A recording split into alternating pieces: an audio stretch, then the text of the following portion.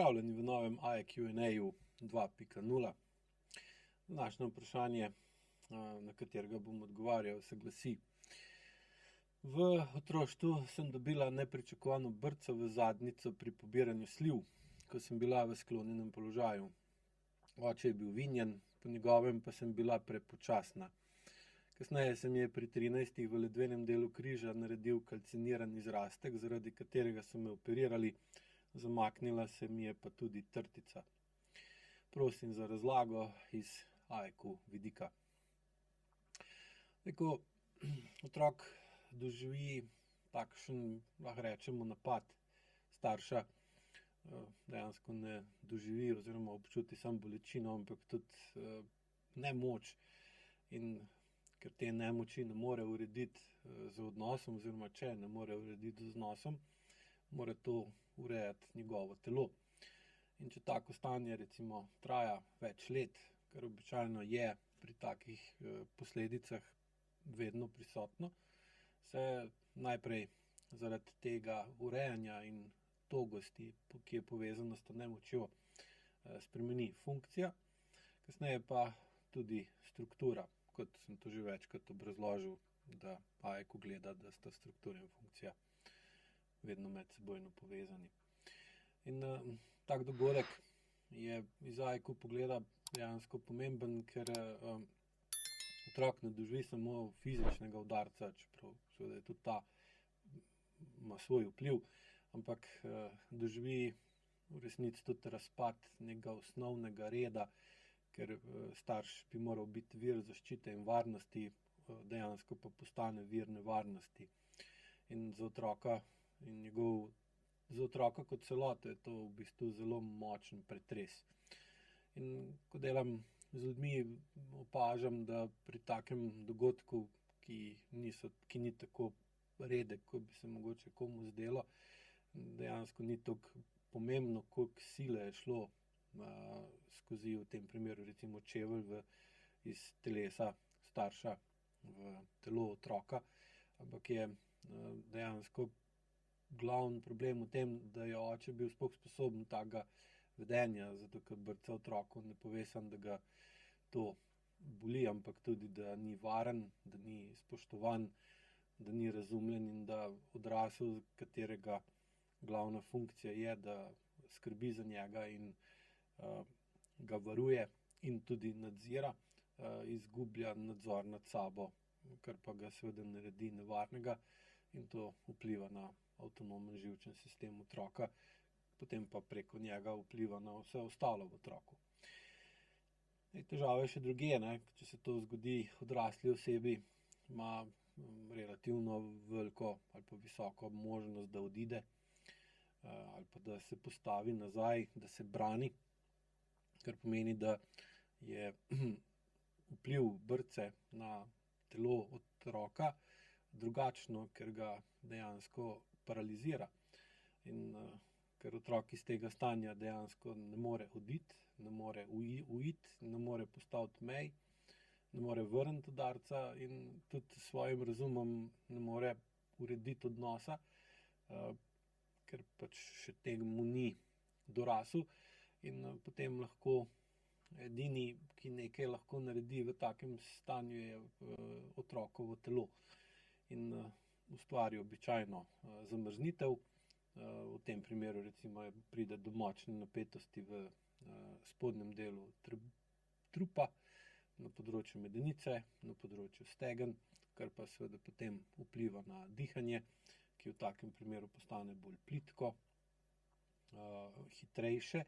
In tako stanje, ki vpliva seveda tudi na dihanje, potem vpliva spet na avtonomen živčen sistem,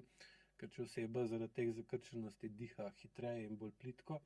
potem to dihanje konstantno potiska avtonomen živčen sistem v simpatično stanje. In tudi, ko je vse v redu, ko recimo očeta ni doma ali pa se lahko ali starša kasneje ločita ali pa se zgodi karkoli, da očetov vpliv na otroka ali pa takrat že starejšega otroka ne more več biti tak, da bi se ta dogodek ponovil, se skozi kronično mišično napetost dogodek ponavlja dejansko v mišično-živčnem sistemu te osebe, ki potem diha stisnjeno zaradi tega, ker je morala nekaj časa biti zmrznjena, potem pa tako dihanje samo še ohranja to zmrznjenost, zakrči medenično dno, ledven del, da dejansko poveča možnost preživetja, ker je otrok na tak način bolj pripravljen na ponovno nenaden dogodek, ki ga lahko oče naredi, pa tudi če ga nikoli več ne naredi, je še zmeraj ta dvom in negativna izkušnja taka, da se zasidra v otroku in potem vpliva na njegovo življenje od tega dogodka naprej. Če pa je tak dogodek del širšega neurejenega okolja, kar je zelo verjetno, glede na to, da je recimo oče bil vinjen med pobiranjem sliv, ker vsekakor ni običajno za zdrav, zrel moški odnos do sebe ali pa tudi do družine in do partnerskega odnosa, v katerem tak moški je. Potem problem ni samo ta ena brca, ampak brca postane sprožilec. Prav problem se pa v bistvu razvije, da je otrok že prej in tudi po tej brci živel v okolju, kjer ni mogel zaupati odraslemu moškemu, kjer je moral biti dodatno previden, da ne pride do izbruha, da je moral da je bilo zelo pomembno, da je pravočasno čutil nevarnost, kar pa seveda dvigne pozornost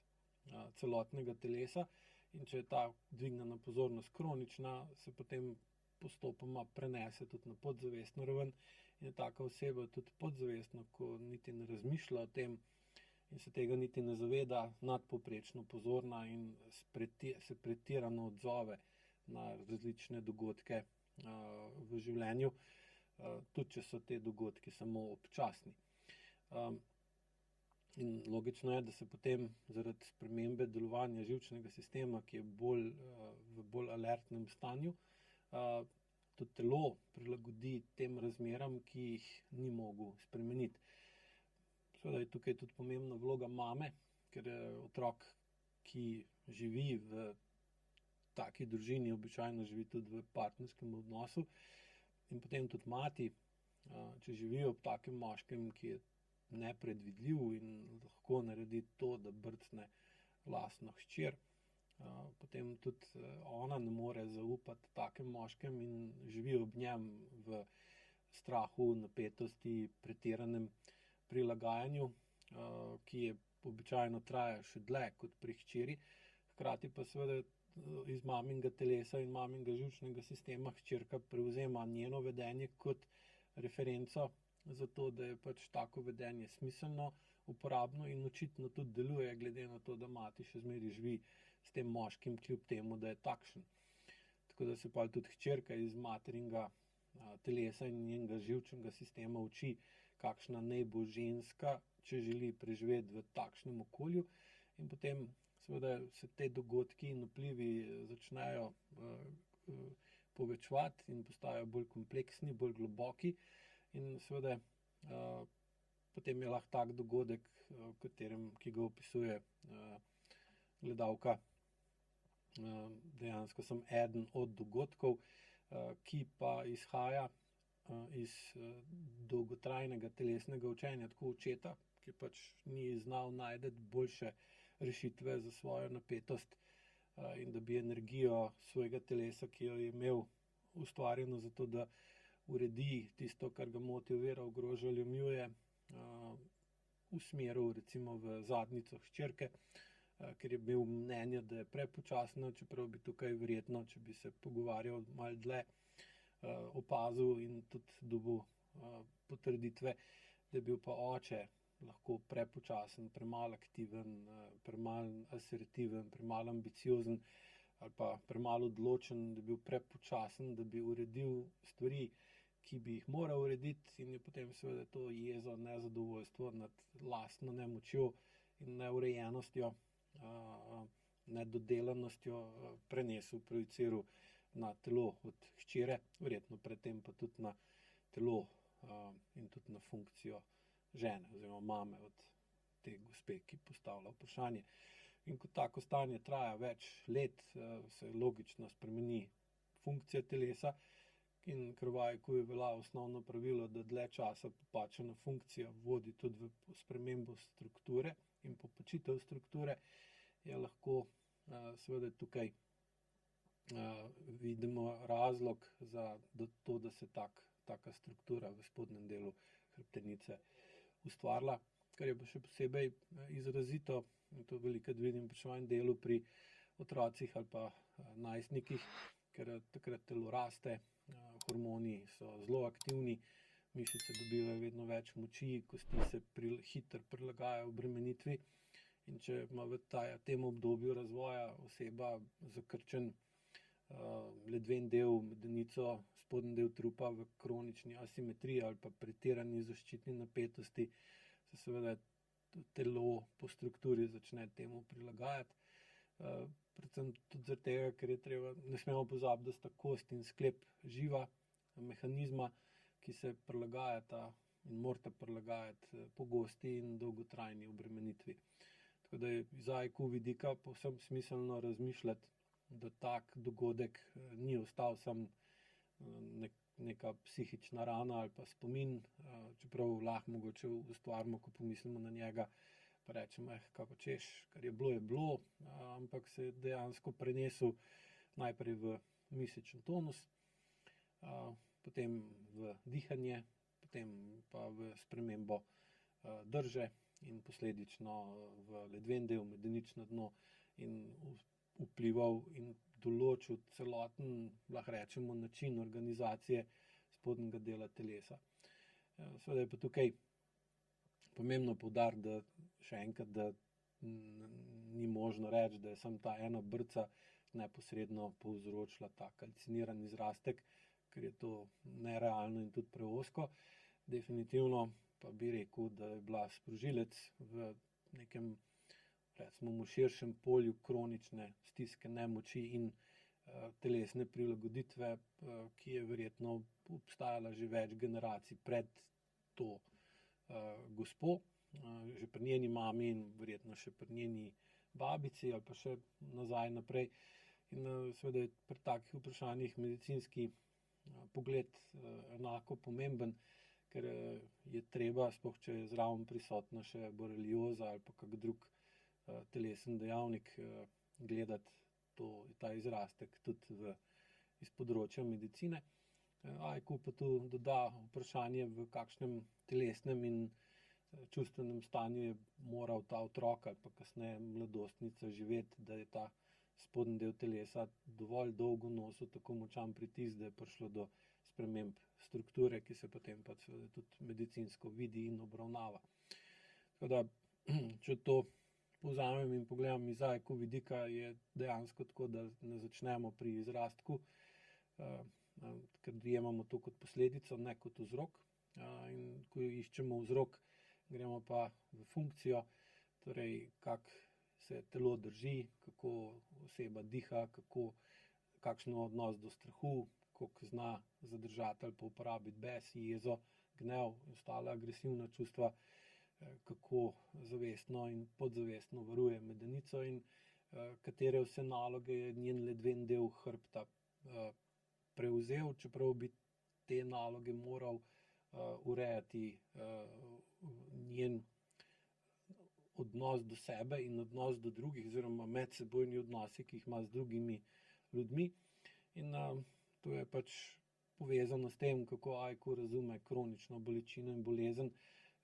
ker se vedno znova vidi, da v takih primerih telo nosi nekaj, kar odrasel ali pa še prej otrok ni mogel pravočasno izraziti, urediti in predati ter vplivati na okolje in s tem tudi na sebe. In uporaba AIQ-ja v tem primeru je, da oseba začne postopoma skozi vaje in razvoj telesne in čustvene zrelosti zmanjševati kronično zakrčenost, da povečuje sposobnost, da čuti spodnji del trupa, da čuti še bolj ledveni del hrbta, medenico, da se začne opazovati, kako diha in v kakih primerih se dihanje, kaj vse vpliva na dihanje takšno, kot ima, in postopoma skozi kombiniranje razlag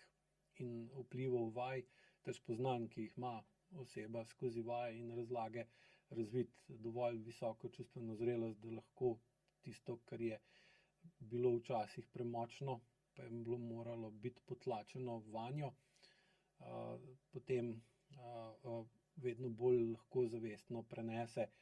in bolj, ko lahko to zavestno prenese, bolj lahko dojame in dodela, kaj bi morala spremeniti, da bi lahko telo bilo drugače. In ko to večkrat naredi, se seveda spremeni njen vpliv na okolje in vpliv posledično nazaj okolja na njo, in telesu ni treba več enako močno držati neko staro, takrat realno nemoč, in ker dobiva zaradi višje čustvene in telesne zrelosti več moči, se lahko drugače organizira in takrat se ne spremeni samo stanje v križu, ampak tudi odnos do sebe, do jeze, do postavljanja mej, tako sebi do drugih, kot drugih do nas ali pa do nje. In tudi v tem primeru do moškega vpliva in do varnosti, ki jo moški lahko ima ali je pa tudi nima. In to je v bistvu, ja, to je v bistvu tisto, kar bi najrajši povedal, ker dejansko ne gre za poškodbo, ampak gre za dolgoročno ali pa dolgotrajen telesen zapis neurejenega okolja, ki se je potem postopoma prenesel tudi v strukturo in pri lajšanju in urejanju ter tudi delni odpravi takih stanj se AIQ zelo dobro obnese. Hvala lepa.